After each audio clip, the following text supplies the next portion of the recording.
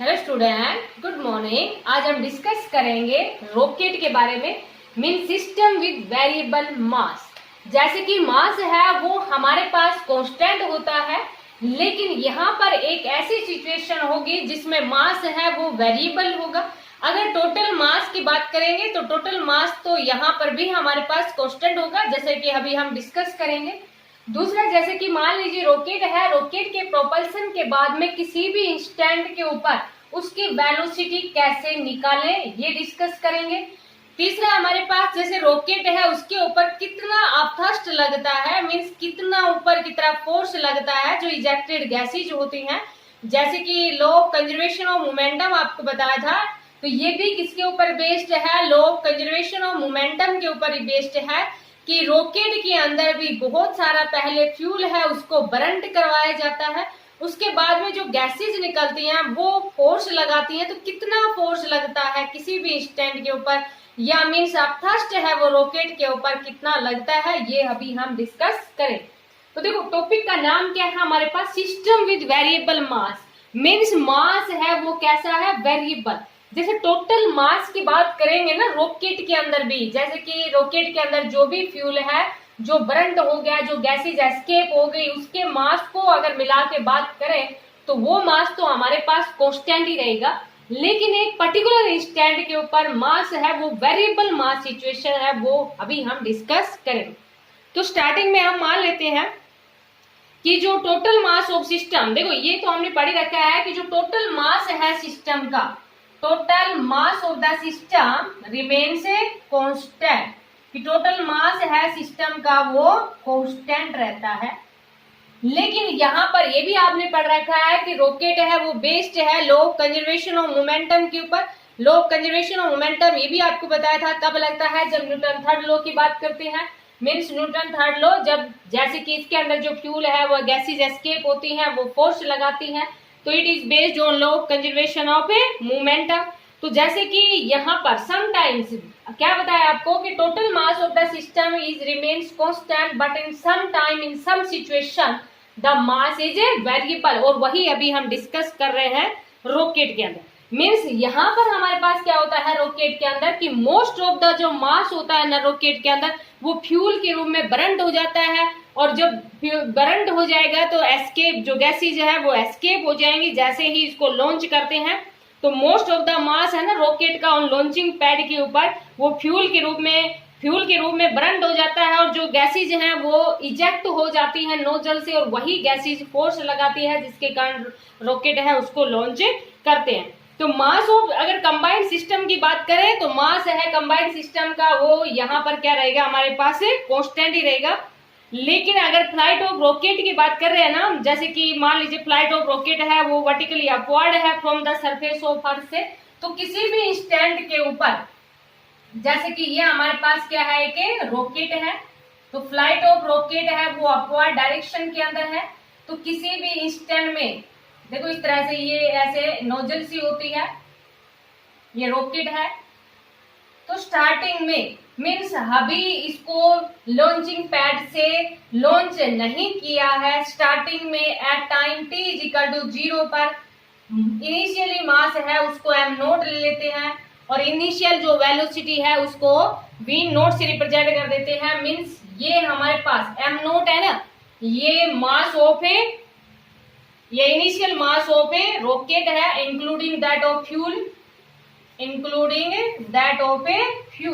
Means अभी fuel burn नहीं हुआ है। जैसे कि जो न्यूमेरिकल लेंगे ना including that of a fuel, तो जैसे कि अगर जो हमारे पास टोटल उसके अंदर फ्यूल डाला होगा उस मास को, रॉकेट का भी आ गया इसमें, रॉकेट का अभी बहुत काफी ज्यादा वजन होता है और फ्यूल का भी आ गया, तो वो मास है इनिशियली, मीन्स अभी इसको लॉन्च नहीं किया है, बस तैयार किया है लॉन्च करने के लिए।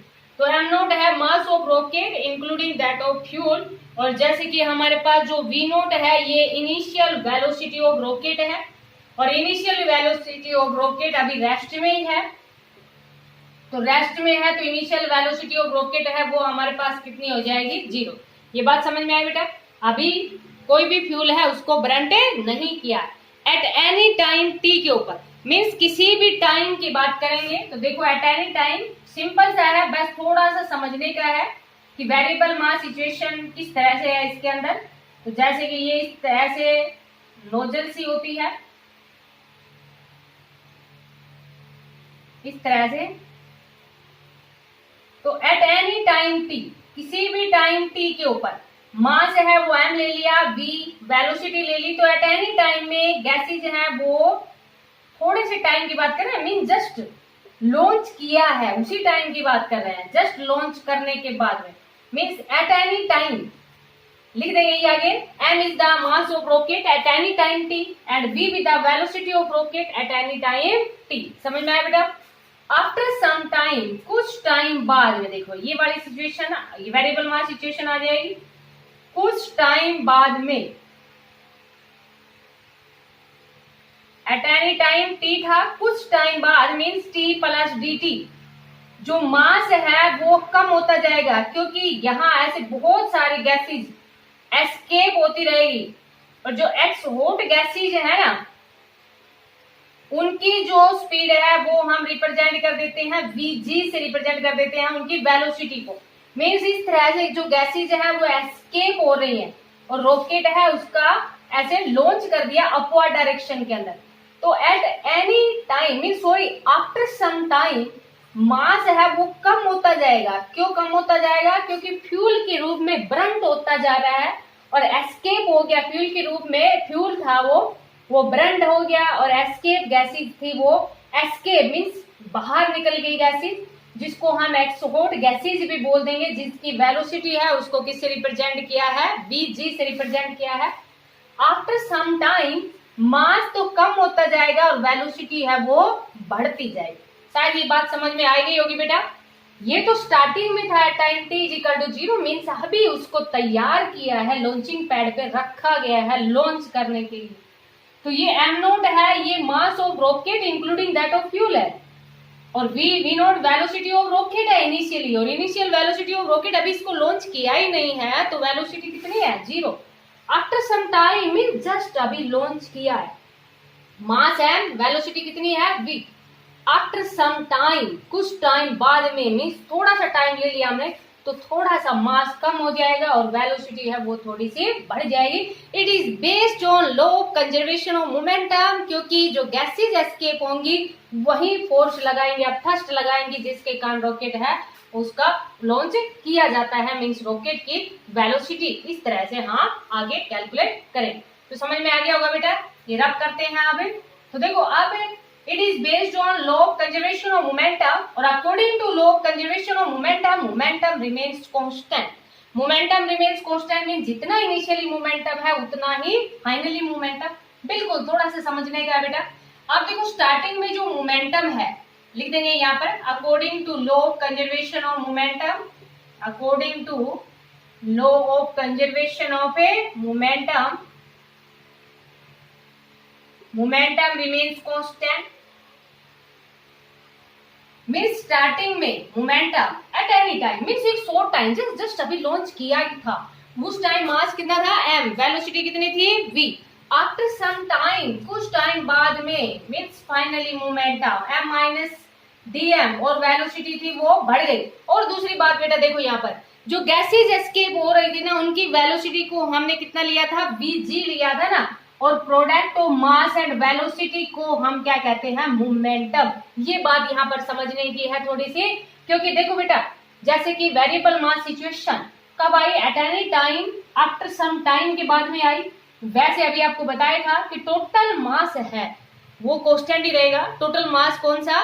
जो गैसेज एस्केप हो रही है उनका मास, और रॉकेट का अगर total mass of the system की बात करें तो वो तो कांस्टेंट ही रहेगा, लेकिन एक पर्टिकुलर टाइम के ऊपर मास है वो कम होता जाएगा और वेलोसिटी है वो बढ़ती जाएगी, इसलिए इसको वेरिएबल मास सिचुएशन बोलते हैं। मीन सिस्टम विद वेरिएबल मास कहते हैं। जैसा कि ऐसा हमें ऐसी सिचुएशन देखने को मिलती है रॉकेट के अंदर। समझ में आया बेटा? तो ये देखो जो गैसेज एस्केप हो रही थी ना, मास इतना कम हो रहा था, तो उन गैसेज जो एस्केप हो रही थी उनका मास कितना था? dm। और जो वेलोसिटी गैसेज एस्केप हो रही है उनकी वेलोसिटी को किससे रिप्रेजेंट किया है? vg से रिप्रेजेंट किया है। नेगेटिव साइन इसलिए लिया है क्योंकि रॉकेट आगे की तरफ जा रहा था, तो गैसेज थी वो पीछे की तरफ एस्केप हो रही थी। ये चीज आप ध्यान रखना बेटा। कि जो नेगेटिव साइन है उसका क्या है कि जो वेलोसिटी है एस्केप गैसेज की या एक्सोट गैसेज की वो with respect to rocket in opposite direction में है। लिखना चाहो तो लिख लेना इसको कि नेगेटिव साइन शोज दैट या नेगेटिव साइन indicate या negative sign denote that the velocity of exhaust gases is opposite to या escape gases भी लिख सकते हो बेटा। यहां पर आप escape gases भी लिख सकते हो कि velocity of escape gases is opposite to the velocity of rocket, velocity of a rocket। समझ में आया बेटा। अब आगे देखो, अब इसको बस थोड़ा सा हमें सोल्व करना है। सोल्व करने के लिए देखो बस मोनली मल्टीप्लाई कर लेंगे। इधर मल्टीप्लाई करोगे M V minus V D M plus M D V minus D M D V minus D M V G. समझ में आया बेटा। अगली लाइन में देखो ये इससे कैंसिल हो जाएगा तो हमारे पास क्या आएगा, इधर minus V D M plus M D V minus DMVG. देखो बेटा ये डीएमडीवी बहुत ही स्मॉल था, दूसरा हमारे पास ये वैल्यू है जो इनका प्रोडक्ट करेंगे तो ये वैल्यू और भी स्मॉल आएगी, so it can be neglect, इसलिए इसको क्या कर देते हैं, नेगलेक्ट कर देते हैं। और नेगलेक्ट करने के बाद में देखो बेटा यहाँ पर ना ये दोनों डीएम है ना इसको हम इधर ले आते हैं, ये जो यहाँ पर वैल्यू है ना इसको हम इधर ले आए, इसको इधर ले आए और बाकी ये दोनों इधर ही रखे। समझ आया बेटा। अब अगली लाइन में क्या करेंगे, माइनस को कॉमन ले लेंगे, माइनस को कॉमन लिया तो ये हमारे पास प्लस का बन गया, ये भी प्लस का बन गया और डीएम को बाहर ले लिया। समझ में आ गया बेटा। इधर भी माइनस था, माइनस से माइनस कैंसिल हो गया, मीन्स हमारे पास क्या आ गया, M D V is equal to V plus V G into D M आ गया। समझ में आया बेटा यहाँ तक, ठीक है। अब देखो यहाँ पर v तो वेलोसिटी ऑफ रॉकेट थी और vg हमारे पास क्या है, वेलोसिटी ऑफ ए जो एस्केप गैसेज है या एक्सोट गैसेज है उनकी वेलोसिटी है। तो मीन्स यहाँ पर देखो जब दो वेलोसिटी की बात आ जाती है ना तो हम एक वर्ड यूज कर लेते हैं relative velocity, velocity of first object with respect to second. और यहाँ पर भी तो वही कंडीशन है ना, एक तो वेलोसिटी ऑफ रॉकेट है, एक वेलोसिटी ऑफ एस्केप गैसेज है। तो इट मीन्स यहाँ इस टर्म को हम ऐसे रिप्रेजेंट कर देंगे कि जो v प्लस वी जी है ना means velocity of rocket with respect to escape gases, तो एक रिलेटिव वेलोसिटी के रूप में रिप्रेजेंट कर देते हैं और दूसरा साइन हम माइनस का ले लेते हैं क्योंकि जो एस्केप गैसेज हैं उनकी वेलोसिटी के ऊपर ही तो डिपेंड करेगा। मीन्स जितनी ज्यादा एस्केप गैसेज निकलेंगी उतना ही ज्यादा उसके ऊपर अपथस्ट लगेगा, मीन्स अपवर्ड डायरेक्शन के अंदर फोर्स लगेगा, जिसके कारण रॉकेट है उसको हम लॉन्च करते हैं। तो यहाँ पर इसको रिलेटिव वेलोसिटी के फॉर्म में ले लिया। दूसरा आपको ये चीज ध्यान रखनी है कि साइन है वो किसका लिया है, माइनस का लिया है। माइनस का साइन अगेन वही बात है कि जो velocity of gases is opposite to the direction of velocity of rocket. समझ में आ गया होगा बेटा ये, ठीक है। अब इसको थोड़ा सा रफ करते हैं हम यहाँ से। तो देखो बेटा एक इसको आप दोबारा देख लेना एक बार अगर समझ में नहीं आ रहा हो तो। एम डी वी जी कर दो, क्या आ गया, माइनस यू डी एम। समझ में आया बेटा। अब देखो अब हमें क्या निकालना है, velocity of rocket eight any instant निकालना है। तो velocity of rocket eight any instant, अब देखो ये मास है ना इसको हम इधर ले जाते हैं तो DV equal to minus U D M by M निकाल दे और टोटल निकालने के लिए इंटीग्रेशन बोथ साइड, दोनों तरफ क्या कर दे बेटा, इंटीग्रेशन कर दे। और देखो इंटीग्रेशन हम कहाँ करते हैं, मिनिमम से मैक्सिमम वैल्यू करते हैं। तो यहाँ पर तो वेलोसिटी चेंज हो रही है और यहाँ पर हमारे पास है मास चेंज हो रहा है ना, इसको थोड़ा सा हम ये जो इसको ऐसे भी लिख देंगे डीवी, जो क्योंकि इधर मास चेंज हो रहा है तो मास का इंटीग्रेशन कर दिया। समझ में आया बेटा। अब देखो इनिशियली जब मास हमारे पास एम नोट था तो इनिशियली वेलोसिटी कितनी थी, V nought. After some time mass कितना था, एम, और वेलोसिटी हमारे पास कितनी है, वी। समझ में आया बेटा ये। अब देखो इसका डीवी का इंटीग्रेशन करेंगे तो आपको शायद बताया था थोड़ा सा कि यहाँ पर डीवी का इंटीग्रेशन कर रहे हैं तो इसको हम ऐसे लिख देंगे। समझ में आया बेटा। और इंटीग्रेशन के अंदर आपको थोड़ा सा बताया था कि इंटीग्रेशन के अंदर हमारे पास क्या होता है, जो भी पावर होती है उसमें 1 ऐड हो जाता है और वही नीचे आ जाता है। अब यहाँ पर कुछ भी नहीं है, किसी की भी पावर 0 हो तो वैल्यू कितनी होती है 1। इट मीन्स डीवी को हमने ये लिख दिया। समझ में आया बेटा? यहाँ पर इसके नीचे कुछ नहीं है तो कितना है 1, इसमें एक ऐड करोगे और एक को ही नीचे लिख दोगे, तो इसमें एक ऐड करोगे तो v की पावर 1/1 आ गया, तो मीन्स इसको हम ऐसे लिख देंगे। समझ में आया बेटा? इंटीग्रेशन मैथ में +2 में पढ़ लोगे आप। दूसरा देखो बेटा, ये आपको थोड़ा सा ध्यान रखना है, क्योंकि अगर आप मैथमेटिक्स के स्टूडेंट हैं तो शायद आपने डिफरेंशिएशन पढ़ लिया होगा। डिफरेंशिएशन में log ऑफ x का डिफरेंशिएशन 1/x होता है। समझ में आया बेटा? यहाँ पर हमारे पास इंटीग्रेशन है वो डिफरेंशिएशन का, जस्ट ये समझो रेसिप्रोकली होता है। तो dm/m है ना, इसका हम इंटीग्रेशन करते हैं, तो ये बेटा थोड़ा सा ध्यान रखना, इसका इंटीग्रेशन हमारे पास क्या होता है log of e into m होता है। आपको लोगरिथम टेबल भी सिखाएंगे कि लोगरिथम टेबल है उसकी काफी ज्यादा यूजेज है बुक के अंदर, जैसे कि केमिस्ट्री की बुक में या फिजिक्स की बुक में आपके पास लास्ट में लोगरिथम टेबल होती है बुक के अंदर, तो लोग कैसे देखे जाते हैं ये भी आपको समझाएंगे। तो वो जो लोग टेबल होती है आपके पास बुक में वो बेस 10 में होती है, लेकिन जब हम इसका इंटीग्रेशन करते हैं तो ये नेचुरल लोगरिथम आता है हमारे पास, और नेचुरल लोगरिथम को बेस 10 में कन्वर्ट करने के लिए 2.303 से मल्टीप्लाई करना पड़ता है। समझ लोगे इस चीज को भी। देखो अभी इसकी लिमिट लगा दी हमने, लिमिट कितनी थी m0 से m थी, तो देखो बेटा अपर लिमिट कितनी है b, लोअर लिमिट कितनी है b0, अपर पुट किया माइनस लोअर पुट किया, minus u log of e, upper limit put किया m, लोअर लिमिट पुट की m0। समझ में आया बेटा इतना? दूसरा देखो, इस माइनस को हम अंदर ले जाएंगे, v माइनस v0, इस माइनस को अंदर ले जाओगे तो ये प्लस बन जाएगा, ये माइनस बन जाएगा, u log of e m0 minus log of e m। समझ में आया बेटा? v minus v0 is equal to u। और ये log की प्रॉपर्टीज होती है, क्या होती है कि log m/n, ये आपको समझाएंगे बेटा, log टेबल सिखाएंगे तब आपको बताएंगे कि अगर हमारे पास कोई वैल्यू ऐसी हो, सपोज करो log 23 है, ठीक है बेटा, जैसे कि मान लीजिए log 23/16 है, तो आप इसको ऐसे सोल्व करो या log 23 माइनस log 16 करो, दोनों की वैल्यू सेम आएगी। ये आपका कंसेप्ट थोड़ा सा क्लियर हो जाएगा जब लोगरिथम टेबल करवाएंगे। अभी आप ये ध्यान रखो कि अगर माइनस में है तो इट मीन्स इसको हम क्या लिख देंगे, log ऑफ e m0/n। समझ में आया बेटा? v minus v0 is equal to, जैसा कि आपको बताया कि जो बुक के अंदर लोगरिथम 10 में होती है तो इसको हम 2.303 से मल्टीप्लाई कर देते हैं, ये u हमने ये ले लिया और log 10 आ जाता है। नेचुरल लोगरिथम की बजाय क्या आ जाता है, log 10। तो velocity at any instant, velocity of rocket eight any instant हमारे पास कितनी आ गई, ये वैल्यू आ गई। इनिशियली रॉकेट रेस्ट में था, means at time t is equal to 0 पर जो वेलोसिटी है रॉकेट की वो कितनी है, 0। तो velocity of rocket eight any instant, initially तो 0 थी, तो एट एनी इंस्टेंट इस फॉर्मूले से निकाल देंगे, और at time t is equal to 0 पर v0 तो हमारे पास कितना है, 0, तो वेलोसिटी ऑफ रॉकेट है वो कितनी आ जाएगी, 2.303 log ऑफ 10 m0/m।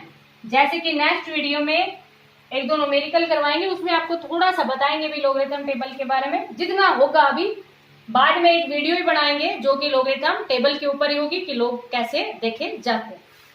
ठीक है बेटा? तो यहां से हमारे पास जो वेलोसिटी ऑफ रॉकेट है एट एनी इंस्टेंट, वो हमारे पास क्या आ गई, eight any instant of time velocity of rocket है वो इस फॉर्मूले से हम निकाल देंगे। और अगर इनिशियली बात करें तो at time t is equal to 0 पर जो वेलोसिटी थी रॉकेट की इनिशियली v0 से रिप्रेजेंट किया था, तो इनिशियली वेलोसिटी ऑफ रॉकेट थी वो हमारे पास कितनी थी, 0। तो ये वैल्यू आ जाएगी 2.303 log ऑफ 10 m0/m। शायद समझ में आ गया होगा बेटा आपको ये, ठीक है। अब थ्रस्ट की बात करते हैं कि उस बॉडी के ऊपर कितना फोर्स लगता है, या जैसे कि मान लीजिए एक हमसे ये पूछ लिया जाए बर्नट आउट स्पीड पूछ ली जाए, बर्नट आउट स्पीड, तो बर्नट आउट स्पीड क्या होती है कि when whole of the fuel has been burned, जब बर्नट आउट स्पीड क्या होती है कि when whole of the fuel has been burned, जब सारा फ्यूल बर्नड हो जाता है तब जो स्पीड होती है उसको हम क्या कहते हैं, बर्नट आउट स्पीड कहते हैं। तो बर्नट आउट स्पीड मींस अब हमारे पास देखो फॉर्मूला तो यही रहेगा वेलोसिटी ऑफ रॉकेट, जैसे कि अभी हमने निकाला 2.303 u log of 10 m0 by mr आ जाएगा। फिर यहाँ जो मास है ना, जो जनरली हमने m लिया था उसकी जगह हम कितना पुट कर देंगे, mr पुट कर देंगे। मीन्स ये जो स्पीड है ना इस फॉर्मूले से हम निकालेंगे तो वो हमारे पास क्या आएगी, बर्नट आउट स्पीड आएगी। Means full of the fuel है जब वो बर्नट हो जाता है तब। समझ में आएगा? तो यहाँ से देखो जो वेलोसिटी ऑफ रॉकेट है ना वो डायरेक्टली प्रोपोर्शनली है, वेलोसिटी ऑफ रॉकेट है वो डायरेक्टली प्रोपोर्शनल है किसके, u हमारे पास क्या थे, इनिशियल वेलोसिटी।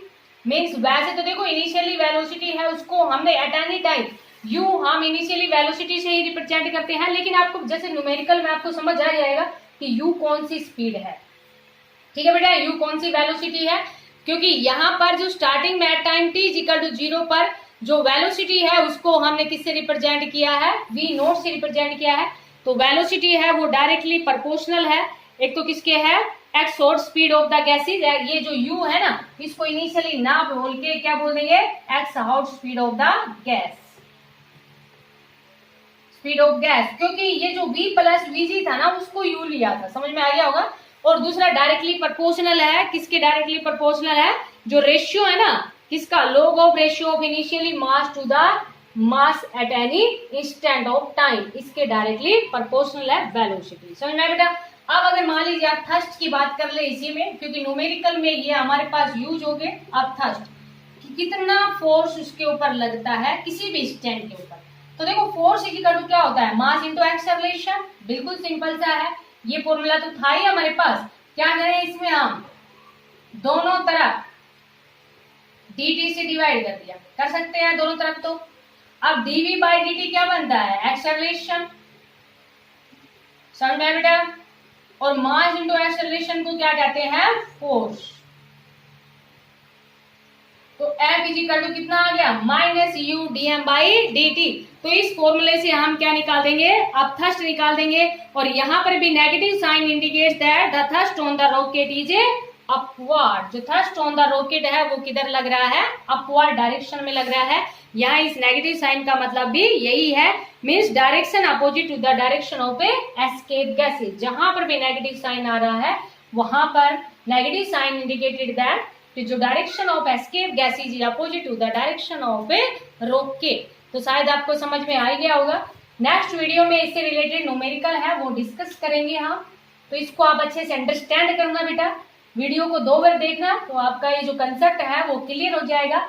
मीन्स आपको समझ आ गया होगा कि सिस्टम विद वेरिएबल मास की रॉकेट के अंदर वेरिएबल मास सिचुएशन है वो किस प्रकार से होती है, मीन्स किस प्रकार से हम वेलोसिटी निकालते हैं वेरिएबल मास सिचुएशन के अंदर। तो आप इसको अच्छे से अंडरस्टैंड करना। Thank you, have a nice day.